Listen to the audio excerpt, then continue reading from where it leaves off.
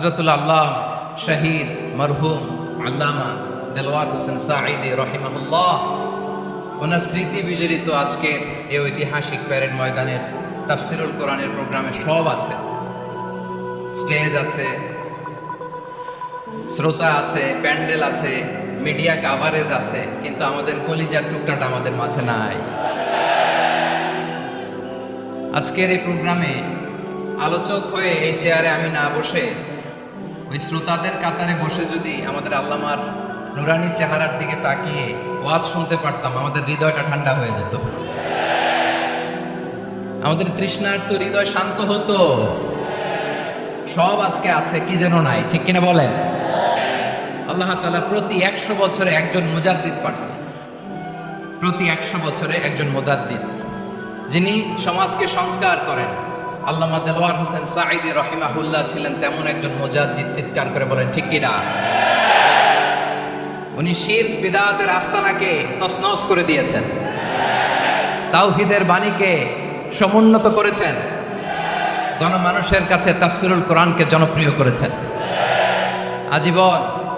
আজীবন তিনি ইসলামকে বিজয়ী শক্তি হিসেবে দেখার স্বপ্ন দেখতেন। এত প্রাঞ্জল ভাষা, এত চমৎকার আধুনিক প্রেজেন্টেশন, গণমানুষের কাছে কোরআনের তাফসিরকে এভাবে জনপ্রিয় করে তোলার মতো ব্যক্তিত্ব আল্লামা সাঈদী ছাড়া দ্বিতীয় কেউ এই বাংলার ভূখণ্ডে নাই। এই যে তাফসিরুল কোরআন, এই যে টার্মিনোলজি, এই টার্মটাই উনি আসলে জনপ্রিয় করেছেন। আমরা আগে জানতাম না যে এইভাবে তাফসির করা যায়, এভাবে scientific indications of the Holi কোরআনকে মানুষের কাছে পেশ করা যায়, এভাবে এত জীবন ঘনিষ্ঠ করে, এত ইন্টারেক্টিভ করে কোরআনের কথাগুলো মানুষের কাছে উপস্থাপন করা যায়। উনি অন্যায়ের বিরুদ্ধে সবসময় সোচ্চার ছিলেন, প্রতিবাদী কণ্ঠস্বর ছিলেন। ওনার আলোচনা শুনলে দেহের রক্ত টকবক করে ফুটতে থাকতো। আল্লাহু আকবার, আল্লাহু আকবার, আল্লাহু আকবার। He was a strong mouthpiece of Islamic revivalism. Islamic জাগরণের স্ট্রং মাউথপিস ছিলেন আল্লামা সাঈদী রাহিমাহুল্লাহ। অনেক দোয়া পেয়েছেন, আমরা পড়েছি, এমন জীবন তুমি করিবে গঠন, মরণে হাসিবে তুমি, কাঁদিবে ভুবন। গোটা বিশ্বকে তিনি কাঁদিয়েছেন। আল্লামা যখন ইন্তেকাল করলেন, আমি তখন মালয়েশিয়া থেকে যুক্তরাষ্ট্রে একটা কনফারেন্সে যোগ দিতে যাচ্ছি, কাতার এয়ারলাইন্সে। মালয়েশিয়া থেকে দোহাতে নামলাম। দোহায় যখন আমার ট্রানজিট, তখন শুনতে পেলাম যে আল্লামা বিদায় নিয়েছেন। সোশ্যাল মিডিয়ায় শুনে বিশ্বাস করতে পারলাম না। মুহূর্তের মধ্যেই মাসুদ সাঈদী ভাইকে মেসেজ করলাম, উনি কোনো উত্তর দিতে পারলেন না।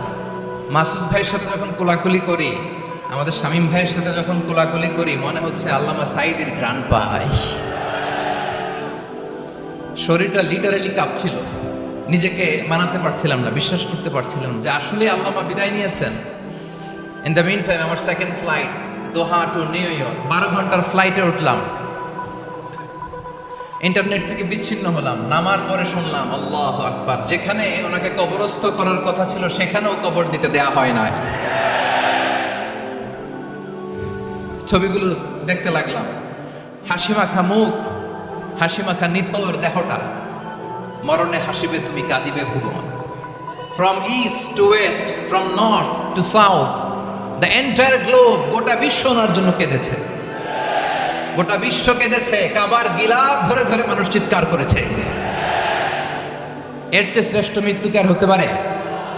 আমাদের আল্লামার আর কি পাওয়ার ছিল বলেন? আর কি পাওয়ার ছিল? কুল্লু নাফসিন যায়িকাতুল মাউত, যারাই দুনিয়াতে আসবে তারা ইন্তেকাল করবে, এটা আমরা মেনে নেই, এটা আমরা জানি।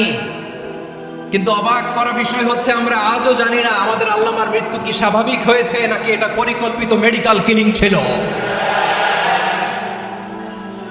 এটা যে পরিকল্পিত মেডিকেল কিলিং ছিল, এটা ধারণা করার পেছনে অনেক কারণ আছে। তিনি আধিপত্যবাদের বিরুদ্ধে সোচ্চার ছিলেন, ফ্যাসিবাদের বিরুদ্ধে সোচ্চার ছিলেন, রাজনৈতিক প্রতিহিংসার শিকার ছিলেন। এজন্য এটা মেডিকেল কিলিং হতে পারে এ ধারণা আমরা করতেই পারি। আওয়াজ করে বলেন ঠিক কিনা? যে সময়টা আমরা কাটাচ্ছি, এত সুন্দর সময় বাংলাদেশ আর পাবে না। আমাদের জন্মের পর থেকে এরকম চমৎকার সময় আমরা পাই নাই। এটাই আসল সময়। আমরা এন্টারিং গভর্নমেন্টের কাছে দাবি জানাই, উচ্চতর তদন্ত কমিটি করে এটা কি হত্যাকাণ্ড ছিল নাকি স্বাভাবিক মৃত্যু ছিল, এই রিপোর্ট গণমানুষের কাছে প্রচার করে জানাতে হবে। এই দাবির সাথে কি সবাই আপনারা একমত? কারা কারা একমত হাত তুলে দেখান।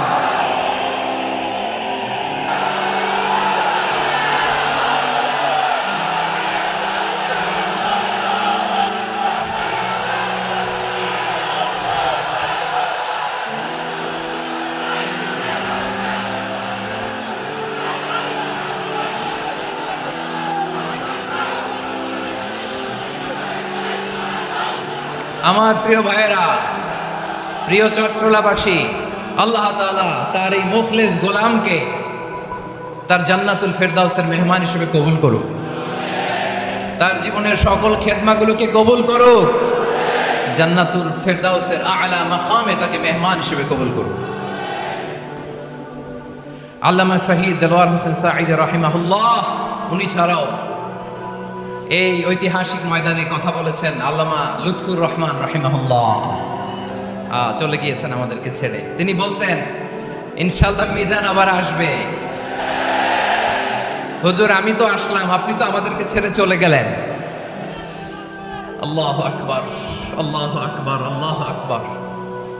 গলায় কোনো সুর ছিল না, সুর দিয়ে কথা বলতেন না, কিন্তু এত চমৎকার শব্দের গুণন, এত চমৎকার প্রেজেন্টেশন, এত চমৎকার ভাবে ঐতিহাসিক বর্ণনাগুলো তিনি উপস্থাপন করতেন। মন্ত্রমুগ্ধ হয়ে আমরা আল্লামা লুৎফুর রহমানের কথা শুনেছি।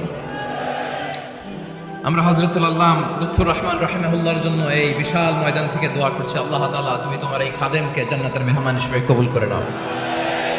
আরো অনেক আল্লামারা এখানে কথা বলেছেন, বিশেষ করে বাইতুল শরফের মরহুম পীর সাহেব হুজুর থেকে শুরু করে আরো যারা যারা তারকাতুল্য ওলামায়ে কেরাম এই চট্টগ্রামের ময়দানে কথা বলেছেন, আলো ছড়িয়েছেন।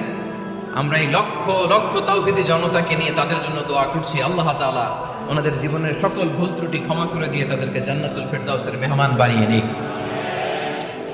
আমরা এই ঐতিহাসিক প্যারেড ময়দানের প্রোগ্রাম থেকে স্মরণ করতে চাই 24-এর ছাত্র নাগরিক অভ্যুত্থানে আমার যে সমস্ত ছাত্র নাগরিক ভাইয়েরা দেহের তাজা রক্ত বিলিয়ে দিয়ে নতুন বাংলাদেশ আমাদেরকে উপহার দিয়েছে। বিশেষ করে আপনাদের এই চট্টগ্রামের শহীদ ফয়সাল, শহীদ ওয়াসিম সহ সকল শহীদকে আল্লাহ তাআলা কবুল করুক। আমরা সবাই পড়ি আমিন। প্রিয় ভাইয়েরা, আমি নগণ্য একজন কোরআনের ছাত্র, এত বিশাল মঞ্চে এত বড় প্ল্যাটফর্মে কথা বলা আমার জন্য সাজে না। তারপরও আমাদের মুরব্বীরা আমাদের ডানে বায়ে বসে আছেন, ওনাদের আদেশ ক্রমে, ওনাদের অনুমতি ক্রমে কিছু কথা আজকের এই ঐতিহাসিক প্রোগ্রামে আপনাদের সামনে উপস্থাপন করার চেষ্টা করব। ওমা তৌফিক ইল্লা বিল্লাহ।